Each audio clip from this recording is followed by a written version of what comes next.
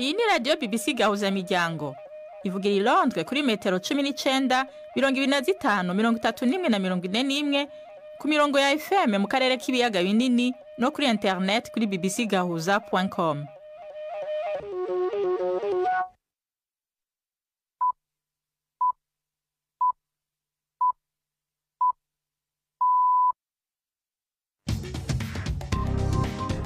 Ubu ni saa 10 n'igice ku isaha mpuzamakungu ya GMT, isaha 12 n'igice mu Rwanda no mu Burundi, muri kumwe na Nina Iradukunda.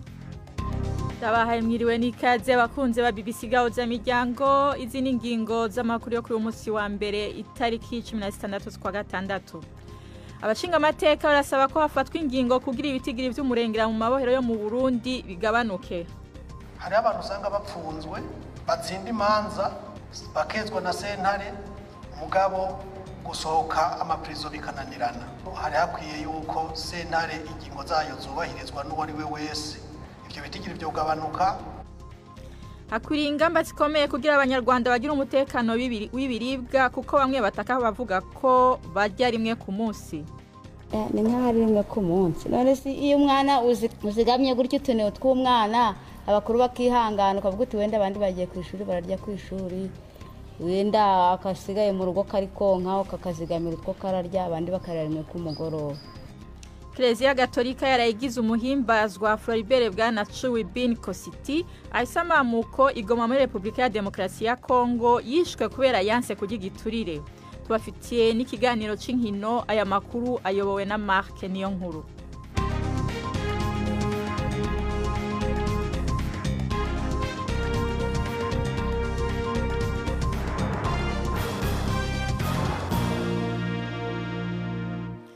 Nido ivyo vyose ni mukanya ashake nitegeka je kudushikiriza yavugwa kwisi.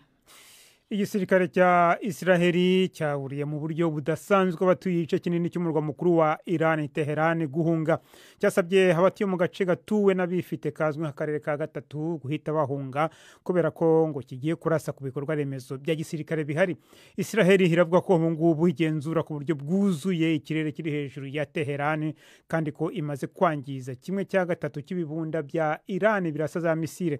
Muri rusange indege za gisirikare za Israeli zirimo gusuka ibisasu kuri Iran nta nkomyi. Igitero kimwe cyazo biravuga ko kibasiye ibitaro biri mu burengerazuba bwa Iran maze abarwayi barakomereka. Bimwe mu bisasu bya misile bya Iran bitarimo kubasha gutangirwa na Israeli byaguye ku nyubako zo guturamo mu ijoro ryakeye muri Israeli maze hapfa abantu batari munsi y'umunani. Urukiko rw'i Frankfurt mu Budage rwakatiye muganga w'umunyasiriya Ala Musa igifungo cya burundu kubera ibyaha byibasira inyoko muntu. Yahamijwe kandi ibyaha byo mu ntambara, iyicarubozo n'ubwicanyi. Ni inkuru ya Damien McGuinness mugezweho na Yvette Kabatesi.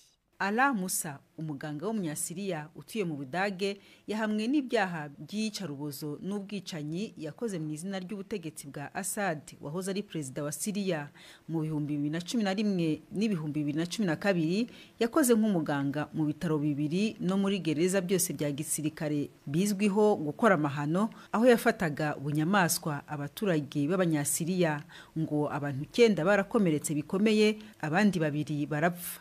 Urundi rumwe mu manza nyinshi aho Budage bwifashisha ububasha ndengamipaka butanga uburenganzira bwo kuburanisha imanza zijyanye n'ibyaha byibasira inyoko muntu nubwo bitaba bifite aho bihuriye n'icyo gihugu cy'Ubudage nyine.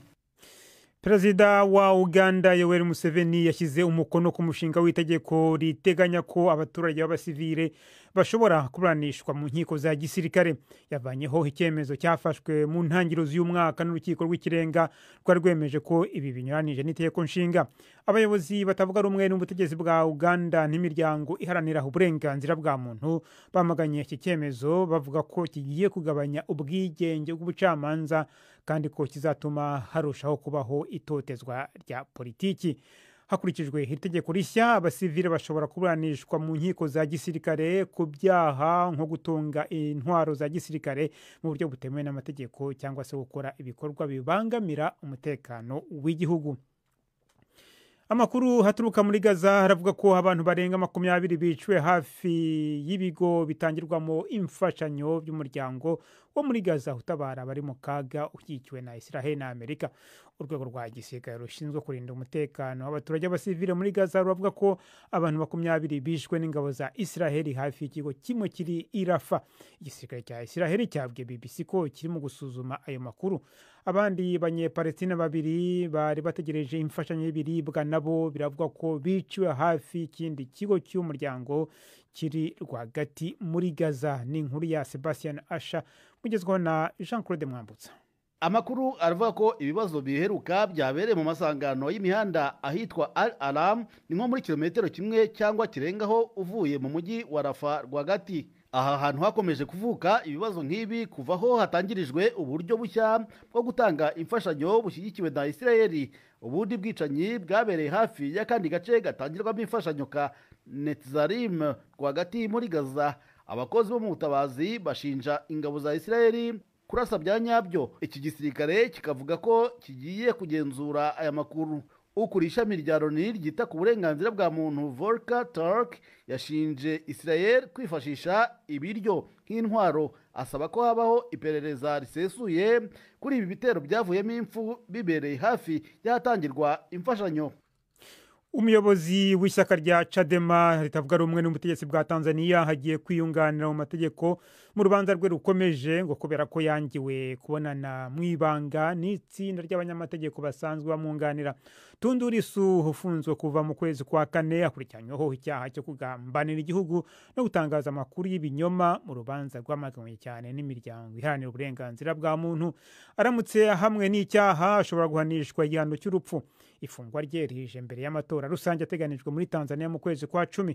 Ishyaka rya Chadema rya Bwana Lissu ryabujijwe kwitabira ayo matora nyuma yo kwanga gushyira umukono ku nyandiko ikubiyemo imyitwarire myiza abazitabira ayo matora basabwa kuzakurikiza.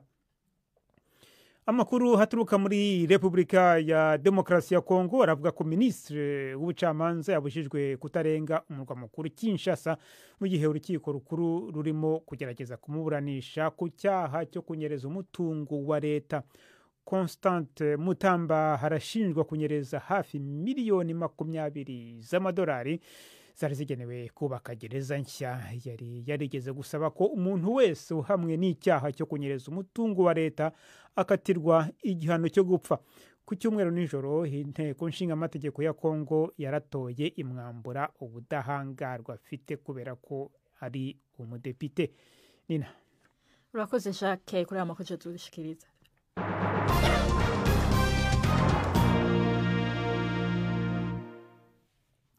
Idonido rya makuru tuyahere mu burasirazuba bwo hagati.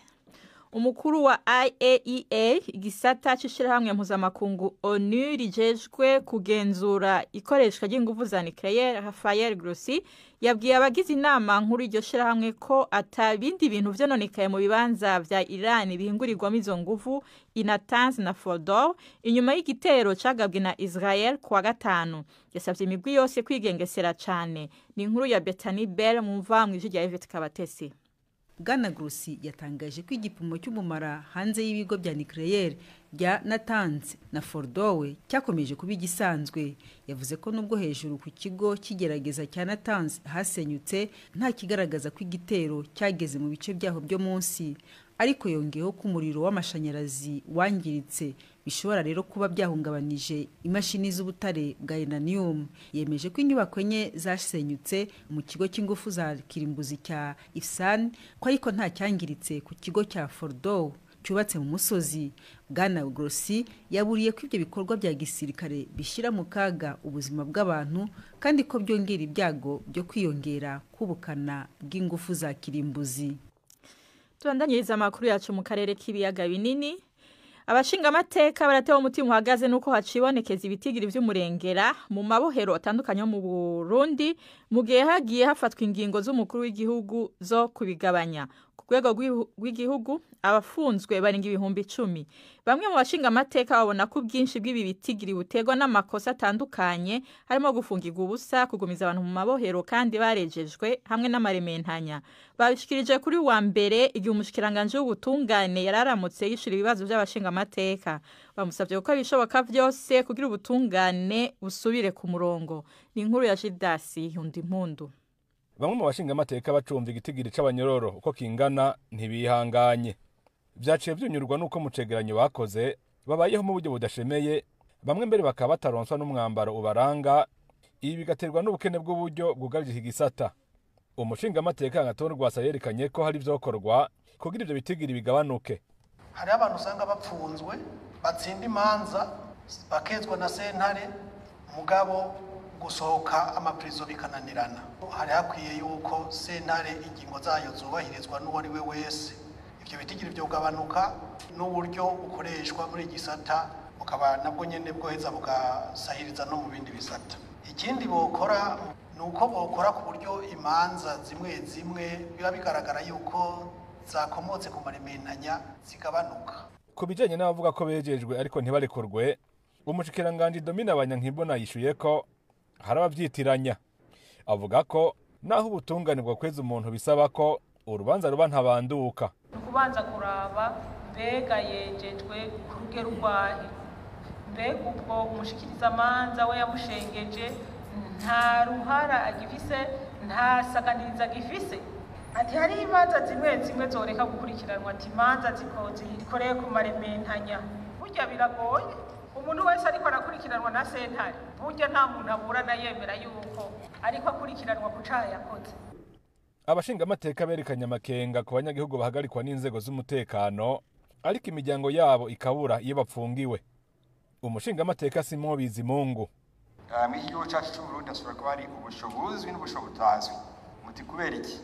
Turuva abantu benshi bafatwa, imiryango ikuva ko abantu bawe bafashwe, mugabe ikarondera abantu mu bushobozi ngaha mu gihugu ikababura.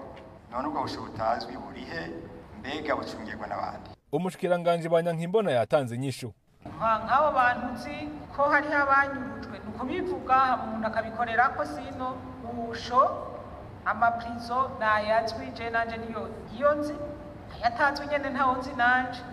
Hama nk'uko musanzwe muri abaserukira bene gihugu nk'ivyo kubifashanya nimba hariho abantu bashobora kuba boshobora gufata abantu bakabanyikiza ahantu hatazwi, ivyo ni ibintu bibi cane.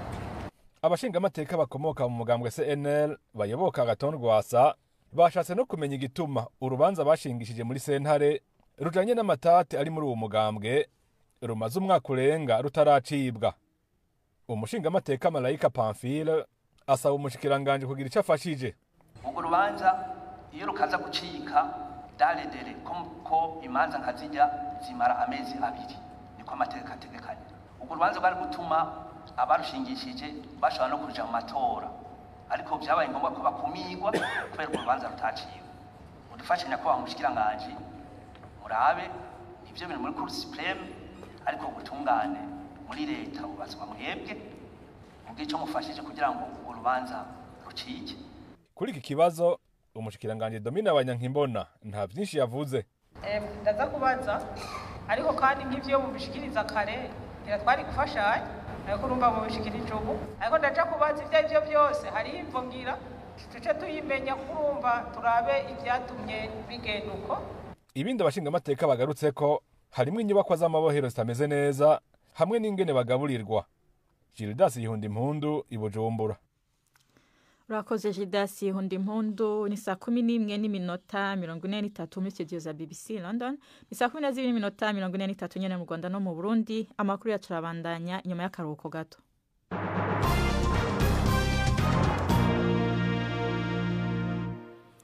Tuja muri Kongo, Eklezia Gatolika yarayigize umuhimbazwa Floribert Bwana Chui Bin Kositi abisamamuko igoma muri Republika ya Demokarasi ya Kongo. Bwana Chui yahoze ari umukomiseri mukuru ku mupaka wa Goma yasuzuma ibidandazwa. Mwijoro ry'itariki 7 itariki 8 mu kwezi kw'indwi mu 2027 yaranyurujwe aborezwa igufa hanyuma yicigwa igoma kubera yanse kurya igiturire. Yapfuye afite imyaka 26. Uyu mugabo w'umurayike abaye umuhimbazwa wa 4 w'umunyekongo. Twashatse kumenya ingene bigenda kugira umuntu agere ku rwego rwo kwitwa umuhimbazwa canke umuhire mu Kinyarwanda, maze twakura Padiri Habimana Michel aba mu Butaliyano afise ubumenyi muri kahise ka Eklezia Gatolika. Akarorero keza rero yatanze Florigere Bwana Cuwi nuko yashoboye kugwanya ico biyita igiturire, ngo yakora ngo kuri duwane, hanyuma rero aheza arabona ibidandazwa biriko birinjizwa mu gihugu iwabo mugabo vyarataye igihe bimwe vyagenewe gutabwa. Nawe akagira ati ntibishoboka kuko igihugu cacu naho gikenye sico kuza kudandarizamwo ivyo bintu, aranka kwakira igiturire amahera bakayamuha akayanka. Mugabo aragira ati sewe ndi umukristo, ivyo ntibijanye n'akarangamutima kanje. Ako rero n'akarorero keza yasigiye abakristo sabo kuvuga ibisabisho gusa, mugabo nabo kandi kwigisha batanga akarorero ko yishwe ahogwa ivyo nyene akemera agapfa ntahemuke. Abakristo barashobora kumufata ko akarorero n'umuhimbazwa rero. Inyuma y'utwo turorero muvuga muri Eklezia Gatolika mufatira ko umuntu kugira yitwe umuhimbazwa, nizihe ntambwe zindi zifatirwa ko kugira umuntu w'umurayike cane cane agiga umuhimbazwa? Umuhimbazwa gusa ahubwo tuca tujabuka ku rwego rw'umutagatifu bw'umweranda, kuko urumva iyo ni intambwe imwe mu zindi. Umusenyeri rero yumvirije ivyo abakristo bavuga araheza akugurura amatohoza, bakaca baja ku ntambwe igira kabiri. Ayo matohoza ariko araba bakaguma begeranya ivyaranze uwo muntu, bakaraba mbega yapfuye gute, mbega yarabayeho gute. Hanyuma rero kubera abo muri iyo diyosezi avukamwo batanguye kuza barasaba Imana bamuciyeko, bakabaza mbega nta gitangaro coba carabaye ku muntu yasenze Imana asaba aciye kuri uyu muntu turiko turasaba yuko yoja mu mugwi w'abayeranda. Kibaye cabonetse tukaca tuja ku ntambwe igira gatatu. Ayo matohoza bagize mu rwego rwa diyoseze baca bayajana Roma mu biro bikuru bijejwe kwiga ico kibazo co gushira abantu mu mugwi w'aberanda. Bishitseyo rero nabo bakaraba iyo dosiye babarungikiye ivuye muri diyoseze uwo muntu yavukamwo, bakayiga bakayiraba, hanyuma bakagira ico bashikirije. Barabanza bakaraba mbega kugira wo mumaratire yishwe yapfuye azira ukwemera kuriwe, babonye yapfuye azira ukwemera kuriwe, ivyo birakwiye naho atagitangaro coba carabaye ko uwo muntu ashobora kwitwa umuhimbazwa, bakamushira mu mugwi w'aberanda. Hanyuma rero amaze kuja mu mugwi w'aberanda bakaca bamusaba bamwambaza ku rwego rw'isi yose muri Eklezia, kuko akiri umuhimbazwa mu bisanzwe cabamucako mu gusenga naho muri diyosezi waba hariya mu gihugu iwawe, ashaka na twebwe hariya mu karere iwacu, kuko Kongo, Burundi, mu Rwanda turi mu karere kamwe, ubu ni hariya. Mugabo amaze gushika mu mugwi w'aberanda bica bija ku rwego rw'isi yose.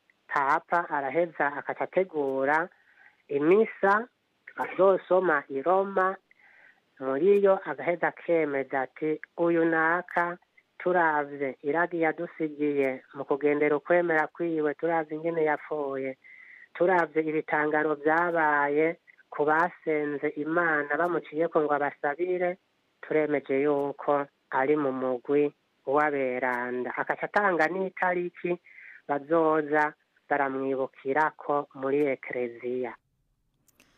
Uwo yari Padiri Habimana Michel. Tugaruke mu Rwanda, hakwiye ingamba zikomeye kugira ngo abanyarwanda bagire umutekano w'ibiribwa. Ni mu gihe ubushakashatsi bwakozwe n'impuguke ya Loni bugaragaza ko abagera ku bice 17% badatekanye ku bijyanye n'ibiribwa, naho ikigo cya leta kibarishamibare cyo kivuga ko ibiciro by'ibiribwa byazamutse ku rugero rw'ibice 10% mu kwezi gushize kwa gatanu ugereranije n'uko byari bimeze mu kwezi nk'uko umwaka ushize. Hirya no hino abaturage bavuga ko ifunguro rihagije ribona umugabo rigasiba undi. Mugenzi wacu Jean Claude Mwambutsa yasuye intara y'Amajyaruguru ifatwa nk'ikigega cy'igihugu, asanga naho ibintu bitorosha. Ndi mu isoko riciriritse rya Nyange riri mu karere ka Musanze, ni munsi y'uruhererekane rw'ibirunga, agace gasanzwe kazwiho kweza ibirayi byinshi. Abagore bararwanira abaguzi batari benshi, uretse ko n'ibirayi bacuruza bigaragara ko ari bikeya kandi bisa n'ibitareze neza. Biracara hari wenda turatangira kubibura mu kwa karindwi. Aha ikiro kimwe cy'ibirayi barakigurisha amafaranga ari hagati ya 600 na 650, mu gihe adashize ukwezi cyaguraga 500. Hafi aho undi muturage aratera umuti mu murima we w'ibirayi, yambwiye ko bisigaje amezi 2 ngo byere. Yambwiye ko ari bakeya bari gusarura ibirayi, ariko ko umusaruro utabaye mwiza kubera hanini imvura yaguye ari nyinshi. Ubu nta mwero guhari, abicera neza nk'uko byeraga mbere. Ubwo nta kundi kuntu leta nayo izashaka, nibona umwero gwanze izashaka ukundi kuntu nayo ishiramo akabaraga. Muri rusange ntabwo ari byinshi biribwa. Ikibazo cy'ubwiyongere bw'abaturage buri hejuru cyane, ndetse n'ubutaka buto buhingwa nabyo ngo biri mu bituma ikibazo cy'ibiribwa kigaragara cyane muri iki gihe. Hari abavuga ko ikibazo cy'amasambu kibakomereye, ndetse hakaba n'abarya ruko bavuye guhingira abagize amahirwe yo kuba bayafite. Nduhungirehe no mu murenge wa Nkotsi w'akarere ka Musanze. Yatahuye n'ibyonnyi ajana ahubwo we no ku isoko. Noneho twe tutagira amasambu nuko bakorera natwe tukabona ibidutunga. Hari ubwo baduha amafaranga, yaba ari nk'ubu bejeje bakaba baguha nawe kubyurarya. Ariko iyo barumbije ubwo nyine natwe tubwo tuba twahombye. Bya bindi bikeya basaruye birabatunga, ariko twewe ubwo nukuja kumama mu mujyi. Impuguke ya Loni mu bibazo by'ubukene bukabije n'uburenganzira bwa muntu, Olivier Doscuter, aherutse gusohora icyegeranyo ku Rwanda avuga ko abagera kuri 17% bafite ikibazo cyo kubona ibiribwa bihagije, naho abatari munsi ya 75% bakaba badashobora kubona ifunguro ryujuje ibyangombwa byose. Ibi kandi byemezwa n'abaturage twaganiriye. Uyu mubyeyi namusanze mu murenge wa Kivuruga w'akarere ka Gakenke, naho ni mu majyaruguru y'igihugu. Ni nk'ahari rimwe ku munsi. None si iyo umwana muzigamye gutyo utuneo tw'umwana, abakuru bakihangana ukavuga uti wenda abandi bagiye ku ishuri bararya ku ishuri, wenda akasigaye mu rugo kari konka ukakazigamira utwo kararya, abandi bakarya rimwe ku mugoroba. Gusa ubwo si nk'ahari rimwe ku munsi. Iyo umukuru abwiriwe ntarye akacungana no ku mugoroba akazigamira uri mu mugongo, gusa ubundi tuba twabwiriwe ubundi. Imibare yavuye mu bushakashatsi bw'ikigo cy'igihugu kibarurisha imibare ivuga ko mu kwezi gushize kwa gatanu ibiciro by'ibiribwa byazamutse ku rugero rw'10% ugereranije n'uko byari bimeze mu kwezi nk'uku umwaka ushize. Iki kibazo cy'ibiribwa kirasa n'igihangayikishije ubutegetsi bw'u Rwanda. Ibi bikagaragarira mu mushinga w'ingengo y'imari iri ku meza y'abadepite, aho Minisitiri w'Imari Yusuf Murangwa agaragaza ingingo nkuru yumva zigomba kwitabwaho. Gutangira ku gihe inyongeramusaruro z'ubuhinzi, harimo ifumbire mvaruganda n'imbuto z'indobanure. Gushyira imbaraga muri gahunda yo gutuburira imbere mu gihugu imbuto z'ibihingwa by'ingenzi, harimo ibigori, ingano, soya, ibirayi, umuceri, imyumbati n'ibishimbo. Kubaka ibikorwa remezo bidufasha kubika neza umusaruro no kongera ubushobozi bw'ububiko bw'ibinyampeke n'ibinyamisogo, no kwegereza serivisi z'imari abahinzi binyuze mu kubaha inguzanyo n'inkunga. Hari abasanga ikibazo kizakomeza kugorana kuko umusaruro w'imbere mu gihugu ukomeje kuba mukeya. Abandi basaba ko ku biribwa bimwe hagabanywa cyangwa bigasonerwa imisoro, cyane cyane bituruka mu bihugu bihana imbibi n'u Rwanda. politiki y'ibihingwa bimwe ku buso runaka nayo isa n'itavugwaho rumwe na bose, kuko itegeka guhingira isoko ariko ntiyite cyane ku byo buri muturage akenera ku isahane. Jean Claude Mwambutsa, BBC Gahuza Miryango, mu ntara y'Amajyaruguru. Urakoze Jean Claude Mwambutsa. Ubu naho tubahonje ku runana rw'ejo.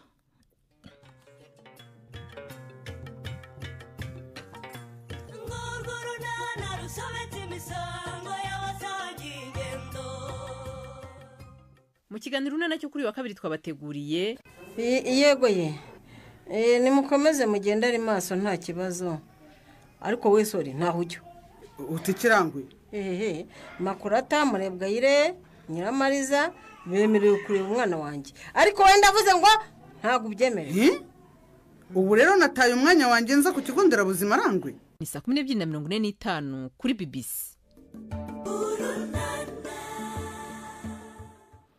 Ubu naho n'umwanya w'ikiganiro cy'inkino mushikirizwa na Yves Ocyana.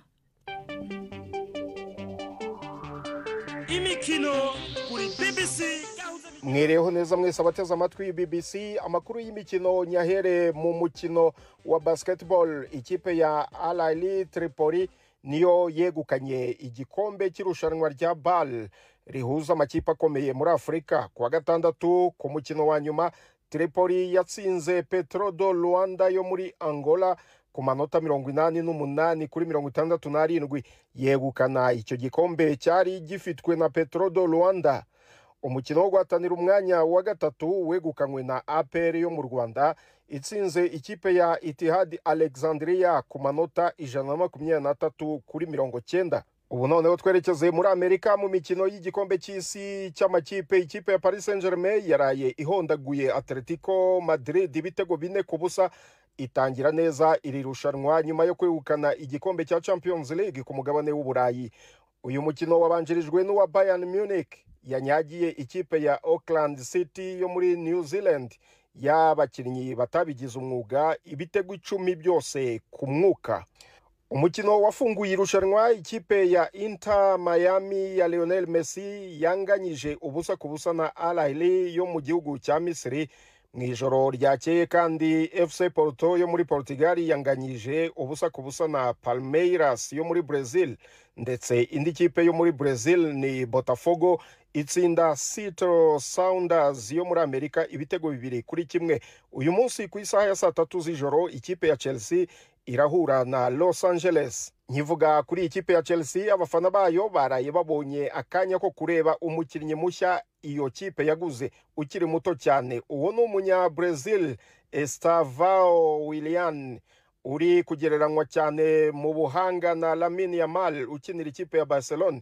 Uyu mukinnyi Chelsea yamuguze n'ikipe ya Palmeiras mu kwezi kwa gatanu uyu mwaka, ariko bumvikana ko azajya muri Chelsea ari uko imikino y'igikombe cy'isi ihuza amakipe izaba irangiye. Chelsea yaguze uyu musore w'imyaka 18 miliyoni 29 z'amapaundi. Palmeiras ntiri mu itsinda rimwe na Chelsea, ariko amakipe yombi ashobora guhurira muri kimwe cya kane.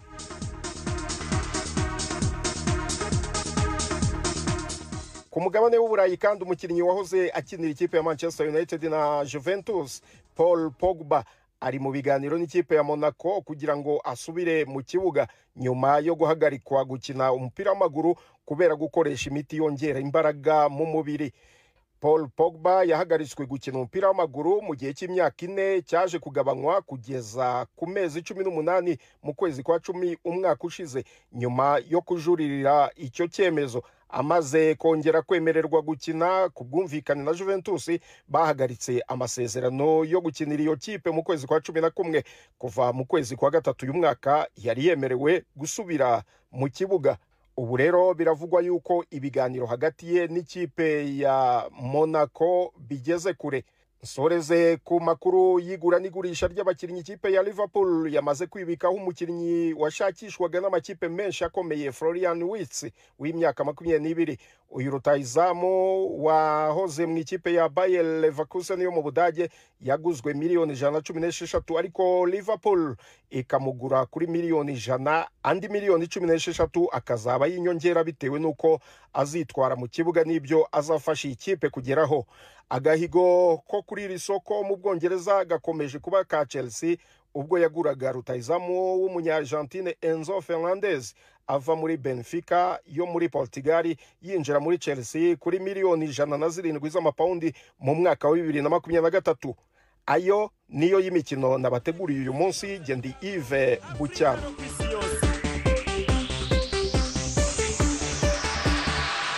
Urakoze Yves Bucyana. Amakuru no musirira garukiye ngaha mwashikirijwe na Nina Iradukunda, yarahagarariwe na Mark niyo nkuru, muhinga bw'ijimo twafashijwe na Chris Kozaris. Mwakoze kubana natwe na Gahwana.